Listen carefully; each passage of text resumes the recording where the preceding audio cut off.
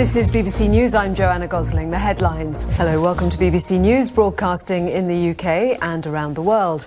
Russia's defence ministry says that a first group of its warplanes has left an airbase in Syria for redeployment back on Russian soil.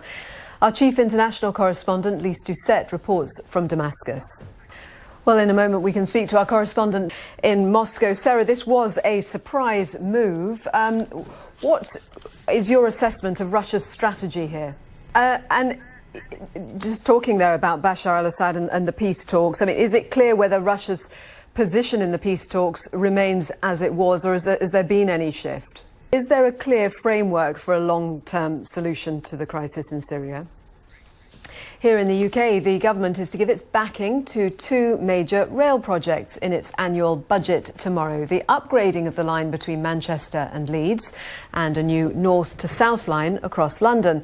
Our transport correspondent Richard Westcott reports. Well, our assistant political editor Norman Smith is at Westminster. How much of a commitment is this, Norman?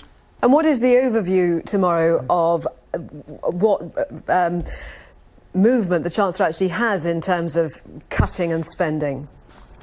An Italian prosecutor has told the BBC that 30 current tennis players, including two who've been in the top 20, should be investigated for match fixing. More than 50 firefighters are tackling a huge fire. The best-selling author and art historian Anita Bruckner has died at the age of 87. The European Space Agency says it's received a signal from a probe which is on its way to Mars. You're watching BBC News. This is BBC News. I'm Joanna Gosling. The latest headlines. Well, let's get more on that right now. Myanmar's parliament has elected the first civilian leader as president after more than 50 years of military rule. Our correspondent Jonah Fisher sent us this update from inside the Myanmar Parliament building. The Norwegian mass killer Anders Breivik has made a Nazi salute at the start of a court hearing which will decide whether his detention regime in jail amounts to inhuman treatment.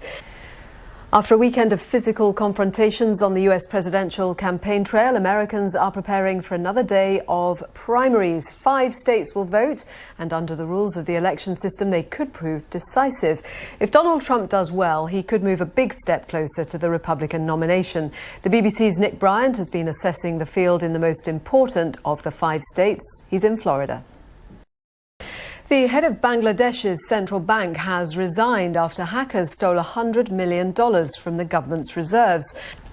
Groundbreaking experiments on drones are being carried out in Malawi, which could speed up the delivery of HIV tests in remote parts of the country. If successful, they could cut the waiting time of results from months to weeks, potentially saving thousands of lives.